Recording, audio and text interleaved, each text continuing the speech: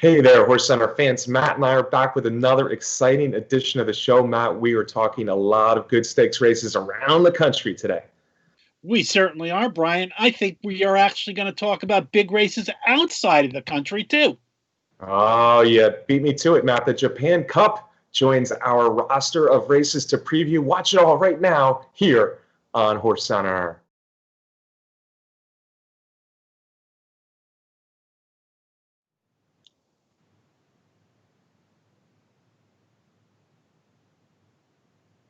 Welcome to another edition of HorseCenter, everyone. I am Brian Zipsy, and as always, I have the excellent pleasure of being joined by my co-host to the East Coast. That's Matt Schiffman. How are you today, Matt? I'm good, and the excellent pleasure is mine, Brian Zipsy. Well, thank you, sir. On this day before Thanksgiving, I appreciate it. I want to wish you a happy Thanksgiving and a happy Thanksgiving to all those HorseCenter viewers out there. We hope you have a wonderful holiday, Matt. And part of that holiday is the great racing we get to see over the next several days. You want to start at Churchill Downs? I think Churchill Downs has a nice weekend of holiday racing for us, Matt, starting with the Clark. Yeah, we should do that because that big race is on Friday. All right, Friday, 500,000, grade 1, 1.8 miles, Churchill Downs main track, Matt. First question I want to ask you is this a lost season for Code of Honor? I don't lost maybe in terms of winning an Eclipse Award or something like that, but this is a big race, and ending the year with a grade 1 victory is going to make it a very good season for anybody in this field. Okay, I'll take that. Code of Honor. Listen, last year he won races like the Fountain of Youth. The Dwyer got put up in a big battle with Vino Rosso. He got adjudged the winner there. But, of course, he won the Travers going away by 3 lengths. He was one of the best 3-year-olds in the country. This year, things have not worked out. Shug McGahee has said, well, COVID and the spacing of his races just weren't conducive to getting his best. Sounds like a big excuse. But on the other hand, he hasn't exactly run poorly in his 4 races, but with only 1 win, the Westchester, it hasn't quite been the year that they were hoping for Code of Honor.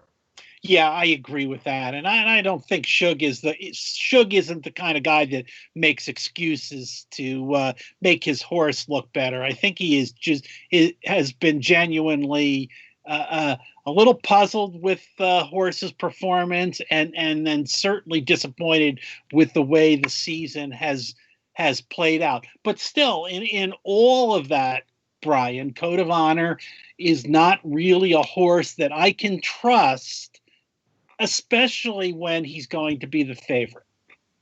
This is the exact conversation we had before last year's Dwyer, Matt, and I said, trust him. I'm going to tell you to trust him again. I think Code of Honor's races this year really haven't been as poor as they might look on paper. He just hasn't had the kind of race setups that a horse who likes to come from well off the pace likes. Sure, he's not the best horse in America. That's been proven this year. But the Metropolitan Vekoma wasn't coming back. In the Whitney, they ran so slow early. Code of Honor really didn't have a chance against horses like Improbable.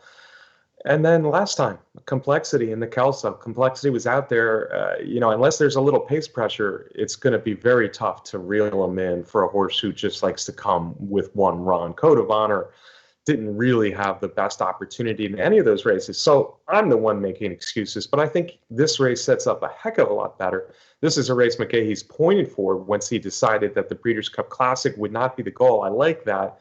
He's training well, 9 furlongs with speed. I think Code of Honor is still the horse to beat in here, despite his 1-for-4 disappointing record in 2020. Yeah, and I agree with that. And I think it's a theme, or going to be a theme, with a lot of horses in this field, that on their best effort, they can be very, very good and dangerous horses, but I don't know how many of them I can trust to fire that best shot. Yeah, and Matt did mention Code of Honor is the favorite, and I agree with that. I think he will be a favorite, but I don't think he'll be a low favorite in here. I think there's too many horses to bet.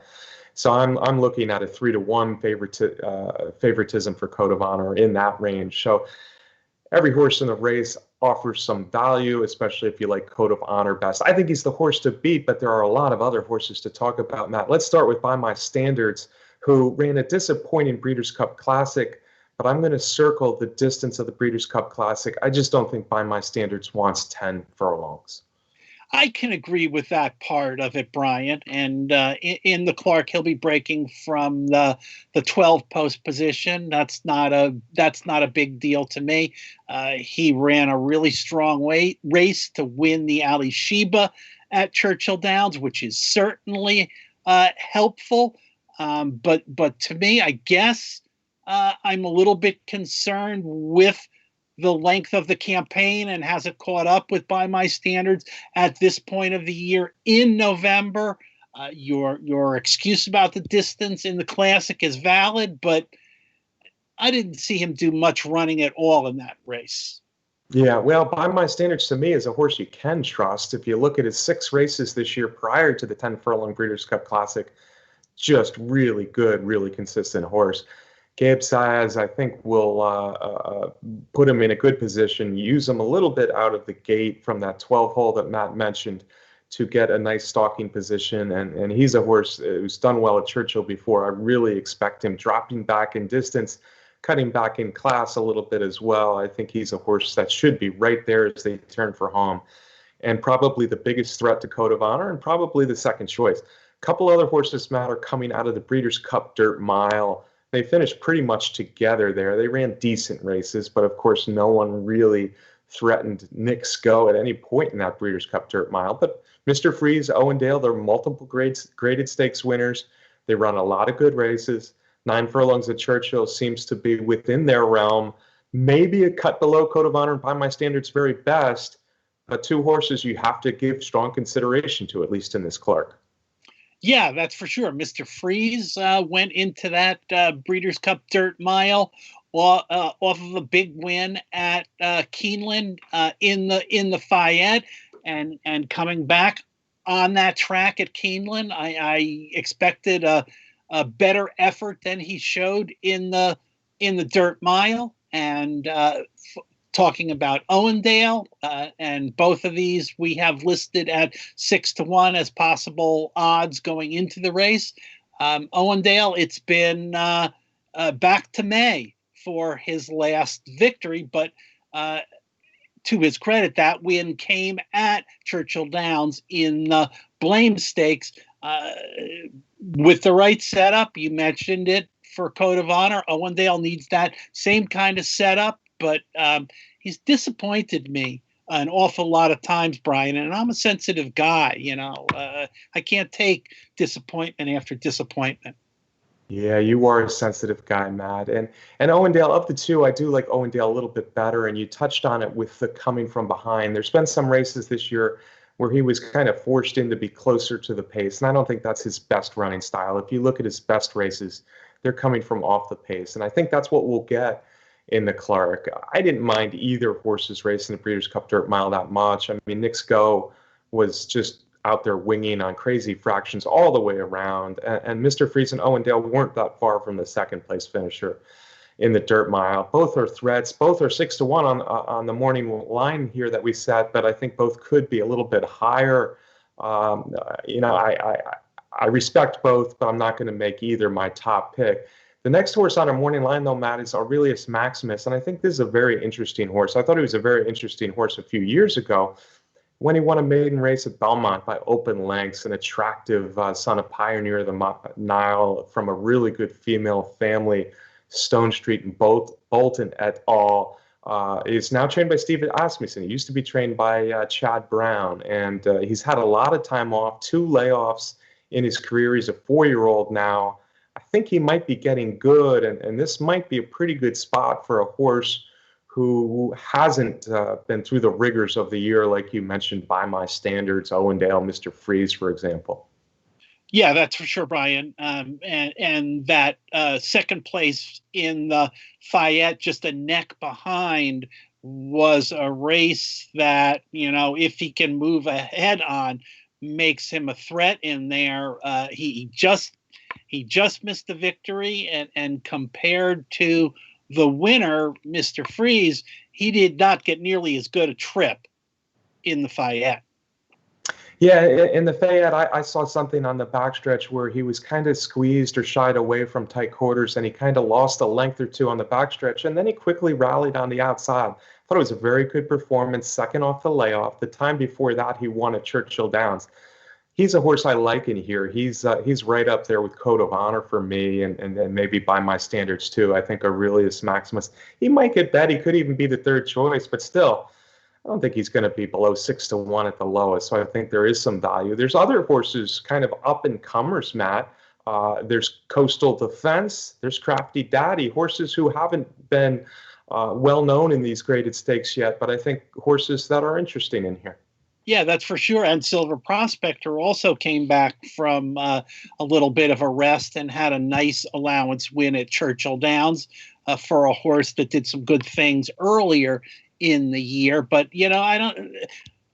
I get the feeling, and I may be wrong, Brian, and it's probably me that's going to cause the favorite to win this race. But a lot of these horses that we mentioned, maybe except for Aurelius Maximus, I just have trouble trusting. And I have this feeling that this race is setting up for a long shot. And for me, I want to talk a little bit about Crafty Daddy, who is breaking from the rail from the one-post position for trainer Kenny McPeak. This is a horse who has done his very, very best running at Churchill Downs, has a perfect 3-for-3 record under the Twin Spires, won a stake at Churchill Downs, and most recently had a nice allowance win at the Louisville track against the big field. He's going to have to make a step forward, but his speed ratings are not very much below those, for instance, of Aurelius Maximus. And Crafty Daddy at our morning line odds of 20-1 is a horse that I'm going to play around with a little bit in the exotics in this race. Yeah, and you have to forgive the race at Keeneland a little bit there, Matt, because he wasn't quite as good as several others in here in that race. But if he does move up at Churchill Downs, coming off a nice win, I wonder if he's quite as good. But an interesting long shot, breaking from the rail for B.J. Hernandez. A more interesting long shot that for me is Coastal Defense, the son of Curlin for Dale Romans. I think this horse, he never raced before this year, and I think he's just getting better and better.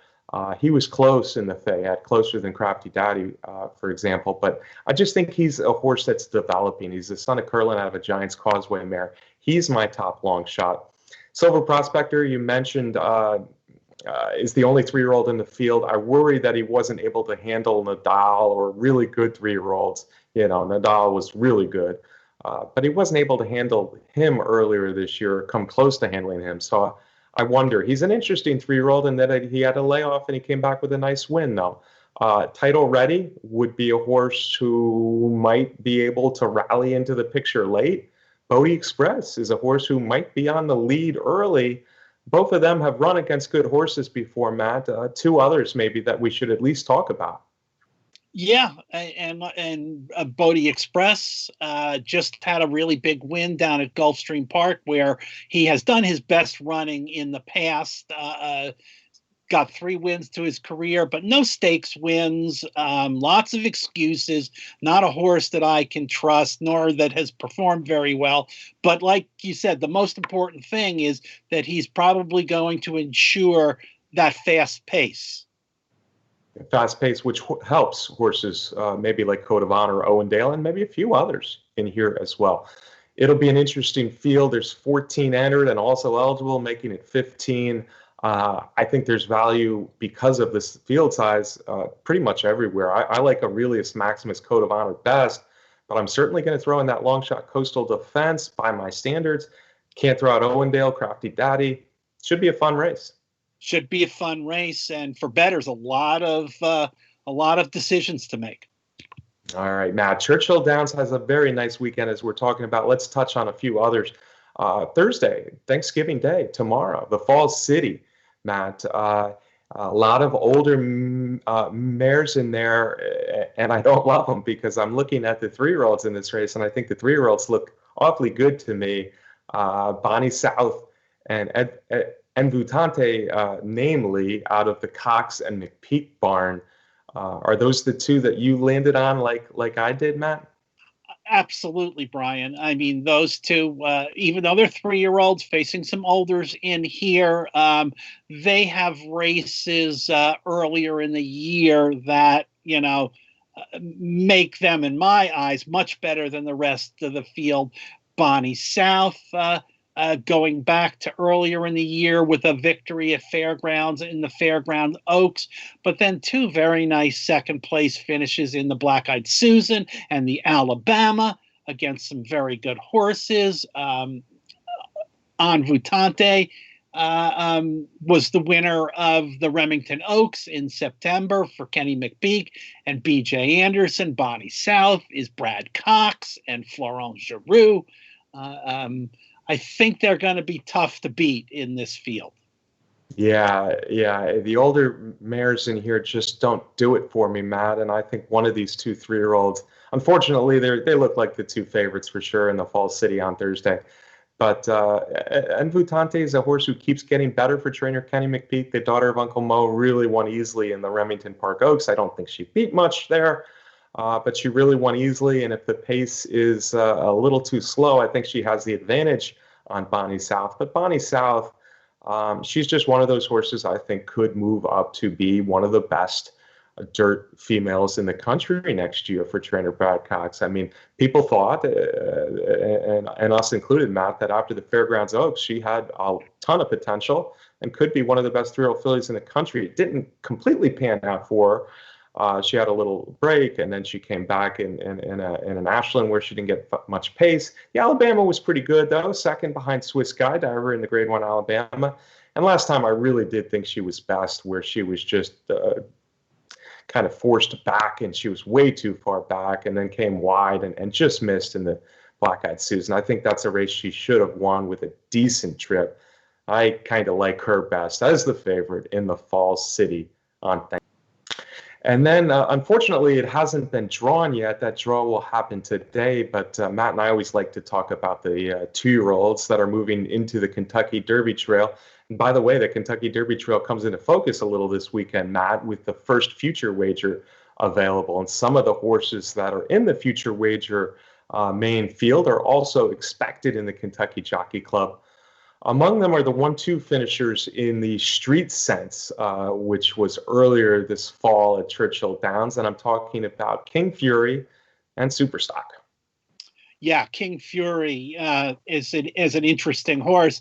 And in that Kentucky Derby future wager, he's listed at odds of 50-1. Well, I don't know if that 50-1 is going to be around after this race is run, because King Fury looks like the favorite in this race for trainer Kenny McPeak, and a little bit of a different kind of horse for McPeak in that this one sold as a yearling for a big price of $950,000.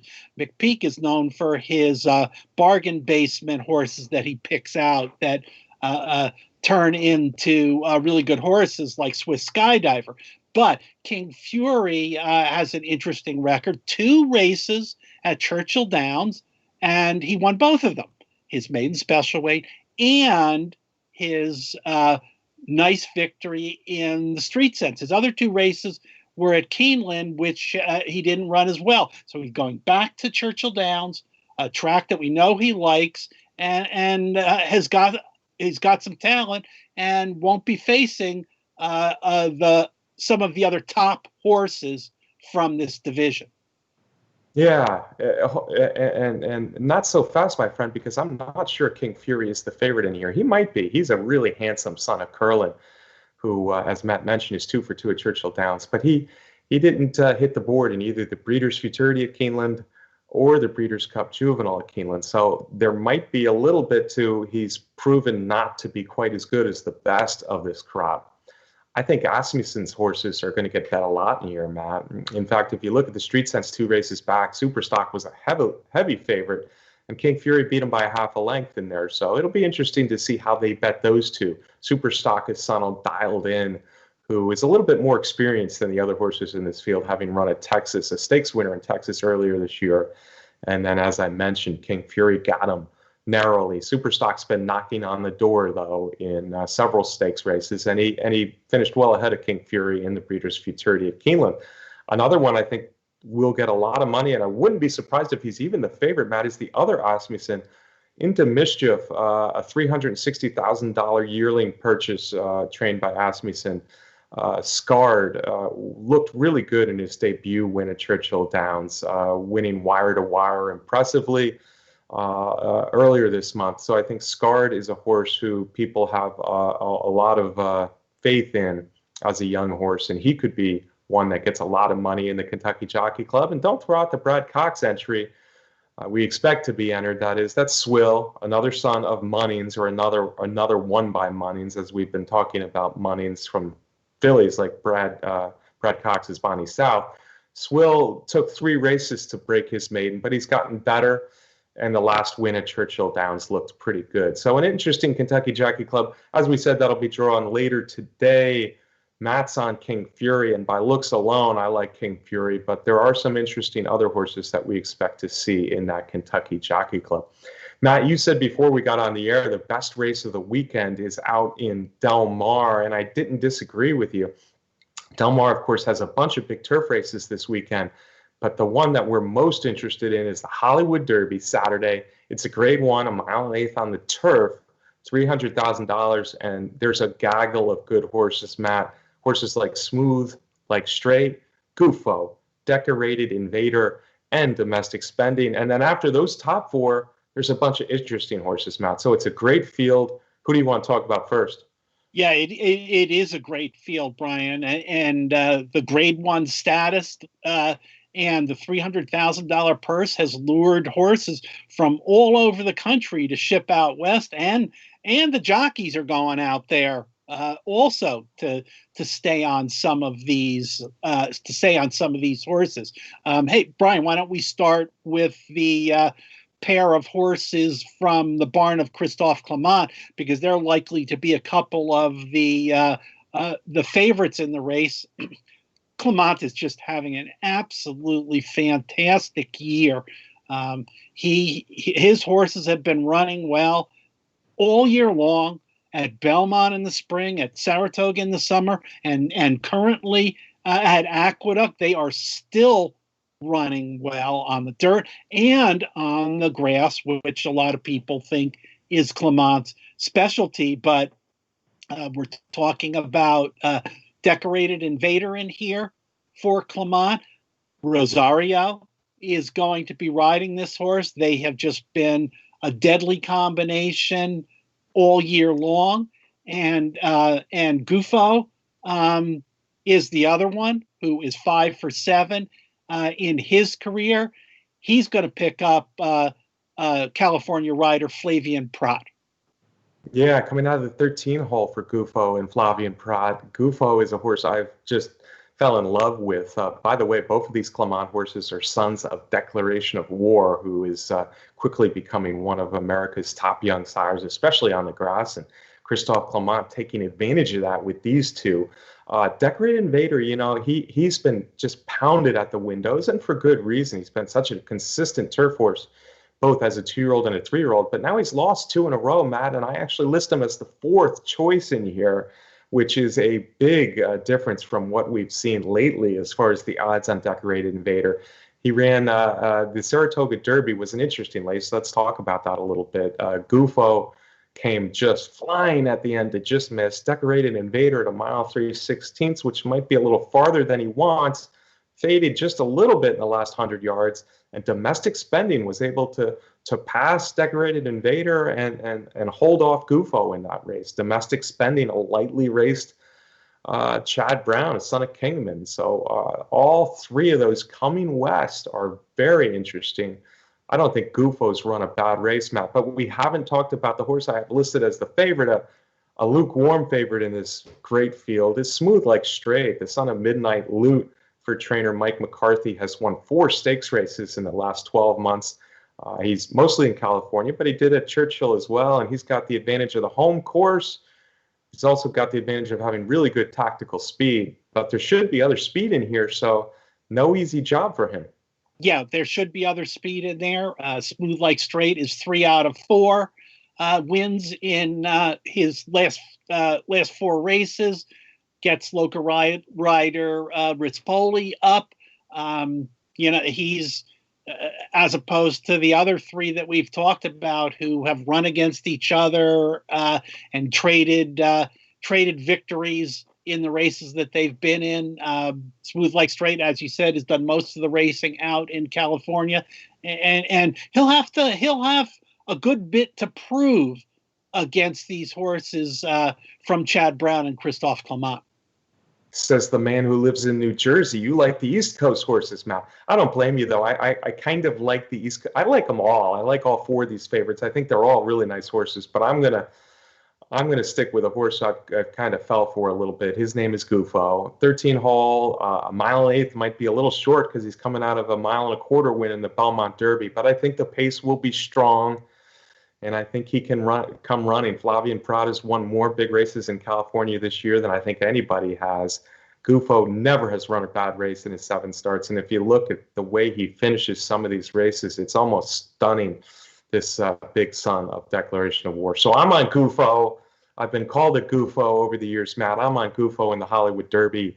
I have him listed as the second choice at 4-1, but I don't think anybody will have poor odds in this one. Anybody else you want to give me a top pick? Or Sure, I'll give you a top pick. I like Gufo also, but because since you picked Gufo, I'm going to go with Chad Brown and Irad Ortiz. They are tough to beat in the big races, so I'm going to go with Domestic Spending. Yeah, Domestic Spending hasn't run since that Saratoga Derby win. Chad Brown likes to space out races, and Chad Brown likes to make turf champions. Domestic Spending could be on his way to becoming one. Speaking of turf champions, Matt, let's go way east. How far east do you want to go, Matt? How about we go to Japan? Well, yeah, when we go, Brian, can we get some sushi? Yeah, we'll get some sushi, Matt. I like the way you think. I was going to talk about the horses, but if you want to talk about some nice sushi, we can do that. No, folks are not tuning in for sushi talk. They're tuning in for racing talk, Matt, and the Japan Cup. We don't talk about racing in Japan very often on this show, but the Japan Cup, the 2020 Japan Cup, which is this Sunday, late Saturday in America, really, truly is shaping up as a special kind of race. And if you were to say to me, I'm an American, I follow American racing predominantly, but if you were to say to me that this is the race of the year, I really couldn't argue with you, because you have 3 absolutely outstanding horses, a great storyline. I will be tuning in late Saturday night to watch the Japan Cup, Matt. Almond Eye, Contrail, Daring Tact, all meeting for the first time in this year's Japan Cup. Hey, Brian, I even know the name Almond Eye as an absolutely fantastic horse, and I'm that guy that you were talking about that predominantly follows American racing. Absolutely. Almond Eye has she's a 5-year-old mare. And as Matt would tell you, she's the son of the champion Lord Kananloa.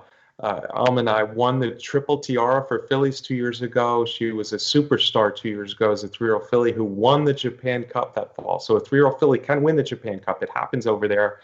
And Almond Eye did it 2 years ago. Last year, she came over to Dubai and won the big Dubai Turf impressively. Almond Eye has been a wonderful mare. She's one of the all-time earners ever in thoroughbred horse racing, and this will be her swan song. She's coming off a nice win. She has lost a little bit over the last year or two, but she's still a great mare, making her swan song. And what does she have to do? She has to face 2 undefeated Triple Crown or Triple Tiara winners, because Contrail, 7 for 7, the son of the great Deep Impact, the grandson of the great Sunday Silence, 7 for 7. He won the Japanese Triple Crown this year. And then Daring Tact is 5 for 5. The filly, she won Japan's Triple Tiara this year, Matt. Should be wonderful. It's hard not to root for Almond Eye against these undefeated youngsters. I'm going to go with Almond Eye. And Brian, you said late Saturday night. How late? Pretty late, Matt. I think it's going to be close to 11 p.m. if I'm not mistaken, American time. Okay, I can stay up that late sometimes. All right, Almond making her swan song against a Triple Crown winner, a Triple Tiara winner, both undefeated. Wow, what a race over there at Tokyo Race Course for the Japan Cup 2020. All right, folks, before Matt and I go off to some other distant nation to talk horses, we better stop there. It's been a fun show, Matt. We got great racing. Did I say happy Thanksgiving yet to you, sir? I don't know if you said it on the show, but I appreciate it, Brian. And I want to say happy Thanksgiving to all of our HorseCenter fans who watch us every week. We really appreciate it.